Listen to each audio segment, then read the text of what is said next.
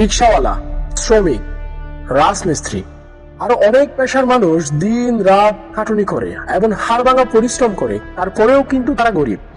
কিন্তু Elon marks, mark Zuckerberg, বিল গেটসের মতো মানুষ কোনো দিন রাত হাড় ভাঙা পরিশ্রম না করেও কিন্তু তারা কোটি কোটি টাকার মালিক। কিন্তু সেটা কিভাবে? চলুন আজকে আমি আপনাদেরকে এর পেছনের রহস্যগুলো খুঁজে বের করে বলছি। বড়লোক দেখানো বনাম বড়লোক হওয়া। আমরা মধ্যবিত্তদের হাতে যখন কিছু টাকা চলে আসে, তখন আমরা ভাবি কিভাবে শো অফ করা যায়, কিভাবে আশেপাশের লোকদেরকে দেখানো যায়। তার জন্য দামি গড়ি, দামি ফোন, দামি বাইক আর অনেক কিছু কিনে সবকিছু শেষ করে ফেলি। কিন্তু ধনীরা কাউকে দেখানোর জন্যই খরচ করে না। তারা এমন জায়গায় বা এমন জিনিসে টাকা জমায় যা ভবিষ্যতে তাদের আরো টাকা এনে দেয়। সাধারণত গরিবরা কিনে স্ট্যাটাস আর ধনীরা কিনে ফিউচার, সম্পদ বনাম দায়। সহজ ভাষায় বলি, যে জিনিস আপনার পকেট থেকে টাকা বের করে নেয় সেটাই হচ্ছে দায় বা লাইবিলিটি, আর যে জিনিস আপনার পকেটে টাকা ঢুকায় সেটাকে বলা হয় সম্পদ বা অ্যাসেট। সাধারণত গরিবরা কিনে দায়, যেমন মোটরসাইকেল, দামি ফোন, যা আপনার পকেট থেকে টাকা বের করে নেয়। আর ধনীরা কিনে সম্পদ, যেমন জমি, উল্টো টাকা আরো ইনকাম করে দেয়। আজ নিজেকে একটা প্রশ্ন করে দেখো, শেষ কবে এমন জিনিস কিনেছো যা তোমাকে উল্টো আরো টাকা ইনকাম করে দিয়েছে?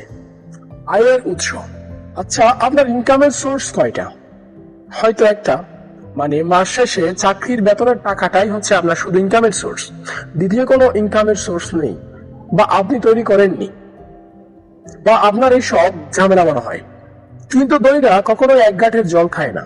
তাদের মাল্টিপল ইনকাম সোর্স থাকে, যেমন একসাথে চাকরি, বিজনেস, ইনভেস্টমেন্ট এবং বাড়ার টাকাও আসে। কোনো কারণে তাদের যদি একটি ইনকাম সোর্স বন্ধ হয়ে যায়, বাকিগুলো দিয়ে তারা কিন্তু উপরে উঠে আসতে পারে। সময়। ধরুন আপনি কোনো নিরিবিলি জায়গায় বসে আছেন বা কোথায় যাওয়ার জন্য ট্রাভেলিং করতেছেন, তখন সাধারণত কি করেন? হয়তো বা নিজের পকেট থেকে ফোনটি বের করে টিকটক বা রিলস দেখে দেখে সময় নষ্ট করেন।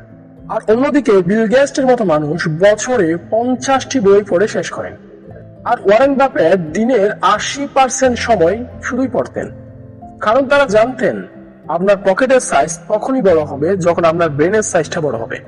তাই আজ থেকে ফালতুমি বাদ দিয়ে কোনো একটি স্কিল শিখুন, দেখবেন 1 বছর পর আপনি নিজেকে চিনতে পারবেন না।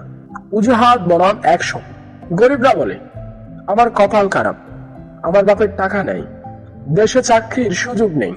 কিন্তু ধনীরা বলে, আজকে নাই, আমার হাতে যা কিছু আছে আমি তা দিয়ে কি করতে পারি। কারণ তারা অভিযোগ করে না, সোজা অ্যাকশন নেই। তাই বলছি, জীবন আপনার, চয়েসটাও আপনার। আপনি কি সারা জীবন অভিযোগ করবেন নাকি অ্যাকশন নিয়ে নিজেকে পরিবর্তন করবেন, সেটা একান্তই আপনার বিষয়।